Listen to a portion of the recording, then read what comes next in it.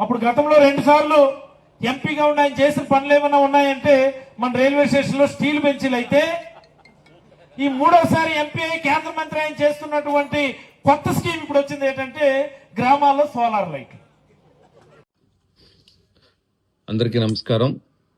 పలాస నియోజకవర్గ ప్రజలందరికీ హృదయపూర్వక నమస్కారములతో ఈరోజు పలాస నియోజకవర్గం కూటమి ప్రభుత్వం ఏర్పడినప్పటి నుంచి నేటి వరకు మన గౌరవ ఎమ్మెల్యే గౌతు శిరీషమ్మ గారి ప్రోత్సాహంతో శరవేగంగా అభివృద్ధి పదంలో దూసుకువెళ్తుంది. మొన్న జరిగిన సర్వేలో శ్రీకాకుళం జిల్లాలో పలాస నియోజకవర్గం టాప్ 1లో ఉండడం అనేది మా ఎమ్మెల్యే గౌతు శిరీషమ్మ పనితీరుకు నిదర్శనం. అలాంటి నాయకత్వంలో పనిచేయడము మేమందరం చేసుకున్న అదృష్టంగా భావిస్తూ, ఆమె ఎమ్మెల్యే అయిన దగ్గర నుంచి నేటి వరకు కూడాను పలాస నియోజకవర్గము శిరీషమ్మ రాకముందు, శిరీషమ్మ వచ్చిన తర్వాత అనే విధంగా అభివృద్ధి పదంలో దూసుకుపోతుంది. సంక్షేమం అయితేనేమి, మౌలిక సదుపాయాలైతేనేమి, ప్రజల పట్ల సామాజిక బాధ్యత అయితేనేమి, ఏ రంగంలో ఏ విషయంలో చూసుకున్నా సరే శిరీషమ్మ గారి చొరవ అభినందనీయము. ఈరోజు అలాంటి అభివృద్ధి పదంలో శిరీషమ్మ గారి ఆధ్వర్యంలో జరుగుతున్న ఈ యొక్క అభివృద్ధిని ఓర్వలేక ఈ మధ్యకాలంలో మాజీ మంత్రి అయిన అప్పలరాజు గారు ఈ మధ్య సోషల్ మీడియాకు వచ్చి ఆవాకులు చావాకులు అసందర్భ ప్రేలాపనలు పేరుతున్నారు. ఏమండి అప్పలరాజు గారు, అసలు అభివృద్ధి అంటే అర్థం తెలుసా మీకు? గడచిన 5 సంవత్సరాల్లో పలాస నియోజకవర్గాన్ని అల్లర్లతో, అరాచకాలతో, అక్రమాలతో, కబ్జాలతో,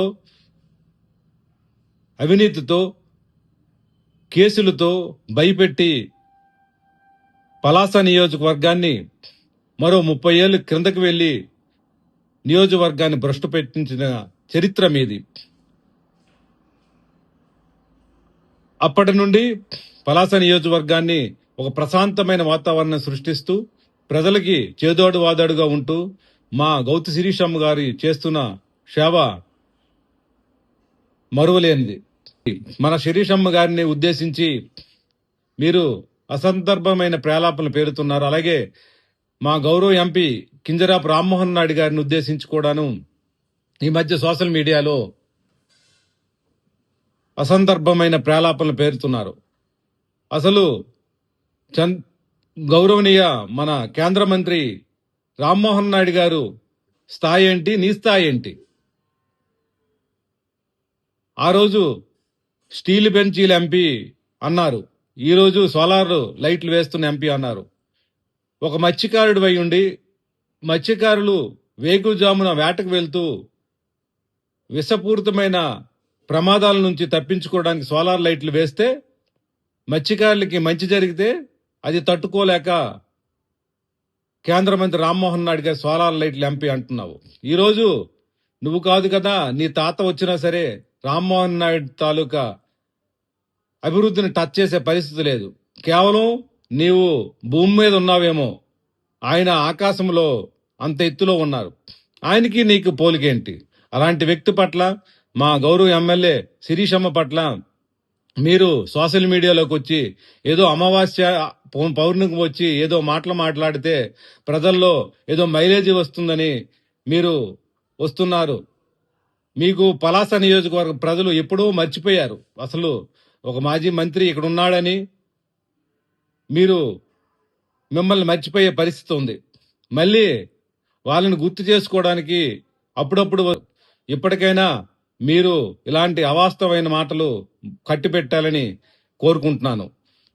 పలాస నియోజకవర్గానికి ఎంపీ గారు ఏం చేశారని మీరు మాట్లాడుతున్నారు. చాలా చేశారు.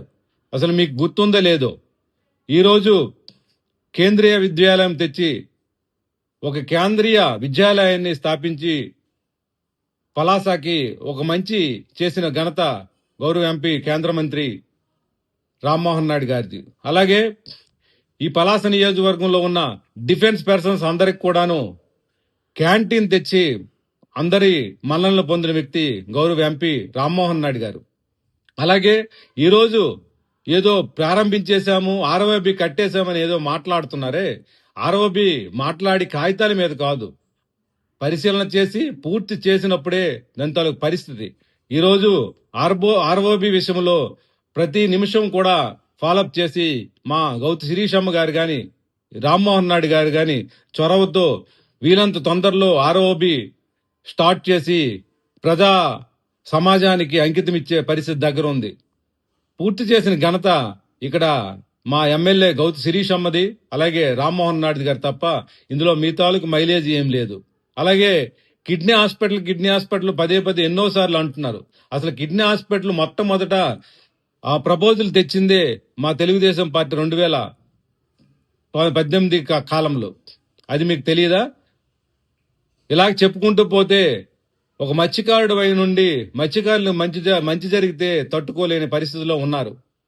అలాంటి పరిస్థితి నుంచి ఏదైతే పలాస నియోజకవర్గాన్ని అభివృద్ధి పదంలో మా గౌరవ ఎమ్మెల్యే గారు ఎంపీ గారు తీస్తుంటే మీరేదో సోషల్ మీడియాలోకి వచ్చి మాట్లాడడం అనేది పద్ధతి కాదని మిమ్మల్ని హెచ్చరిస్తూ పదే ఇలాంటి మాటలు తూలితే పరిస్థితి బాగుండదని సందర్భంగా హెచ్చరిస్తూ ఇంత సంక్షేమం అభివృద్ధి కార్యక్రమాలు 2 కళ్ళతో ముందుకు నడిపిస్తున్న కూటమి ప్రభుత్వానికి మరొకసారి ధన్యవాదాలు. అలాగే మా పలాస ఎమ్మెల్యే గౌతు శిరీషమ్మ గారికి, అలాగే ఎంపీ రామ్మోహన్ నాయుడు గారికి మరొకసారి అభినందనలు తెలియజేస్తూ అందరికీ నమస్కారం.